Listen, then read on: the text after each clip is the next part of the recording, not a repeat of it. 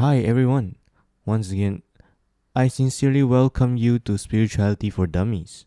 Today, I want to share about something deeply personal, something that explains not just what karma is, but how it feels, lives, and grows in our life.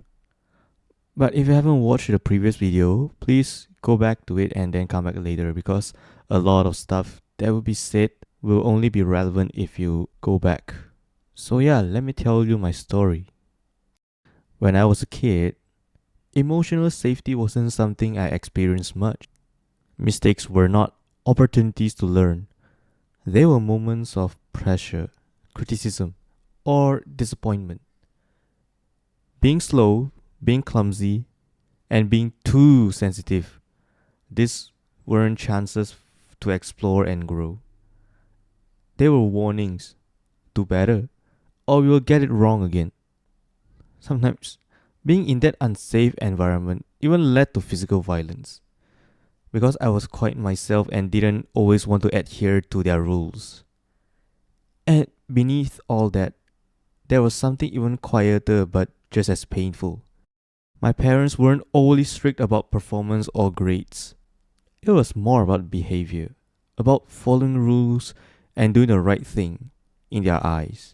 So being myself, expressing curiosity, or following my own way to do things often felt wrong or unsafe. I often felt unseen, like who I really was didn't matter at all. Over time, that planted a deep sense of low self esteem in me. I learned that my worth was conditional tied to behaving the way others expected, not being true to myself. That belief followed me beyond childhood. But all of that didn't just sit in my mind, my body remembered it. My nervous system learned the rules of survival in a world where emotional mistakes were risky, and being myself felt unsafe. So that leads us to the first step of karma, the imprints, or samskara in Sanskrit. It's the seed planted deep inside, long before we can even name it. Your body knows it, your mind might forget it, but it shapes everything you do. Carl Jung mentioned this quite plainly in words in his works. Emotional needs that are not met in childhood often being repressed and becomes the trauma unconsciously, which is the part where Carl Jung calls it our shadow. You may not see it and you may not feel it, but it will definitely dictate your life and shape your experiences afterwards. Over time, those imprints turn into tendencies, or vasana in Sanskrit. For me, this meant things like overthinking, freezing under pressure, and feeling incompetent, even when I was trying my best. Even worse, sometimes double checking, triple checking, the simplest stuff that I did seconds ago. And here's the thing that you need to know about me: I cannot really learn something unless I act it out, unless I experience it physically. I learn by doing, by trial and error. I need to feel it in my body, to mess up, to adjust, and try again. That's why if I want to remember to go to somewhere, I have to actually drive there.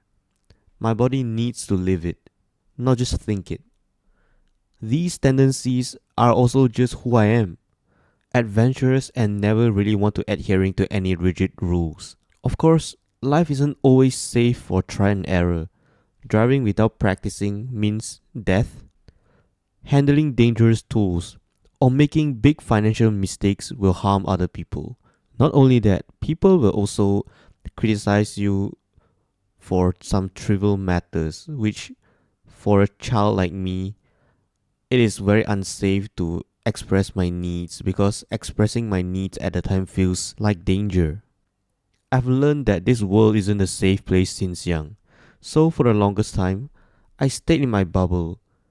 I've avoided taking responsibility or participating in society for the longest time, trying not to mess up, trying not to trigger old patterns, and avoid external judgment. But I've also had to learn how to balance experience with caution, to find ways to act safely while still letting my body and mind learn and integrate the lessons. This tension, wanting to learn through doing but fearing harm, is a huge part of how my tendencies and karma form in life. All of these tendencies accumulate eventually. The backlog of unprocessed experience, internalized pressures, and automatic reaction forms what we call sanchita karma, which is the trauma the story stores in your body.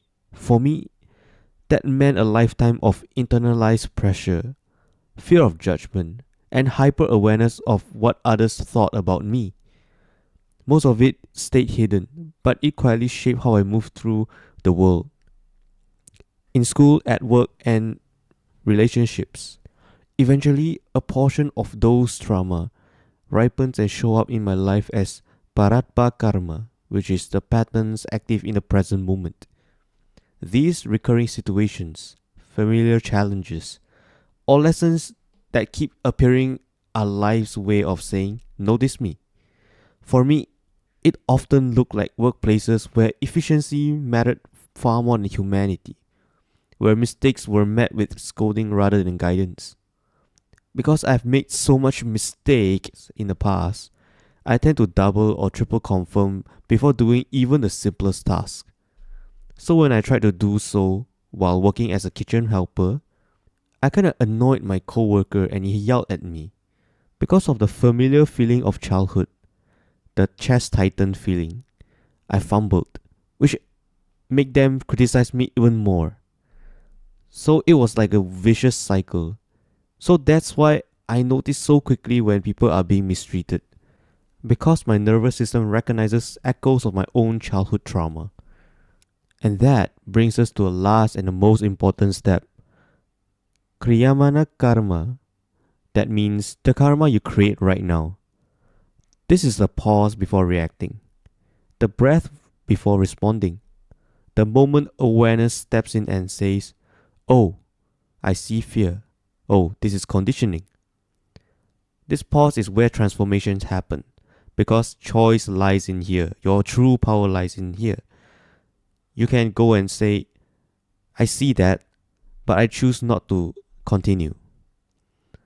Awareness itself is not karma, so it can seize the patterns, softens imprints, loosens tendencies, and completes old patterns, and prevent new unconscious patterns from forming right here, right now. Presence, attention, and compassion are the tools that dissolves karma as it unfolds. And they works the best when you act consciously, even in small moments. So let me give you a real life concrete example. The other day, I saw a kid who had just gotten off his training wheels, accidentally bumped into my grandma. She was fine because someone was holding her. Yeah, but this thing is real bad, right? The kid started panic and immediately checked the broken mirror on his bike. So when they saw that, all the adults around him start yelling, scolding and panicking. But I saw something different. I saw fear, confusion, and a nervous system that didn't yet know how to prioritize people over panic. And I know I was the kid once. And I know how emotionally unsafe it is because you express something and people just criticize you from your point of view at that time for no reason. And as a person who grows up in a Chinese family, I can tell you, Chinese parents once face. So things like this happen, right? Can even sometimes lead to physical violence, to so-called discipline the kid, because why did you just go on and just bump into someone? But I was the only one who asked at that time, hey, are you okay? That moment wasn't just about me being kind, because I know for a fact my actions will affect him. If at that time I were to join my parents and the adults around him, to criticize him, to penalize him for what he have done, which is in a microscopic lens of things so minor, it might as well just become a traumatic episode that shapes how he experiences safety, trust, and how he learns how to navigate fear. So, by responding with calm and care, instead of panic and criticism, I was shaping the present karma, creating a small space where he could truly be seen and feel safe. In that moment, I became the emotional safe haven that I've always desired in my life for him.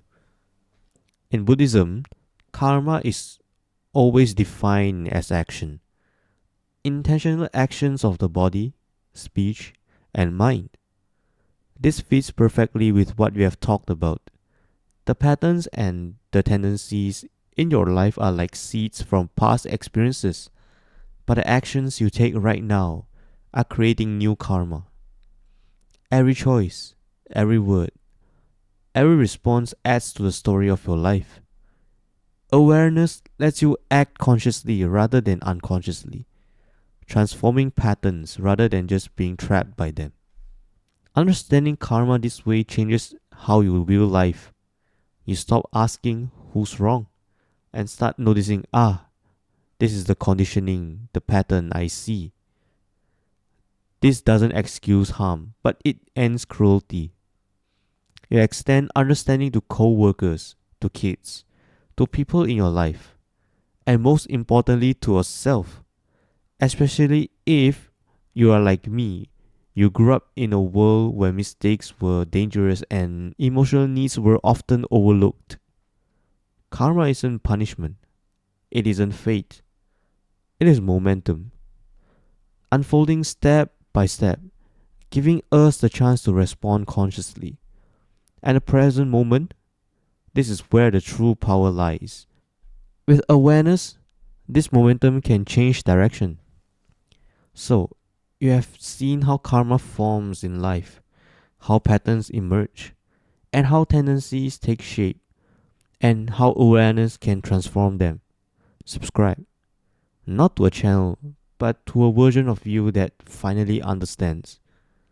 And let those still searching find it in their own time. Until next time, bye bye.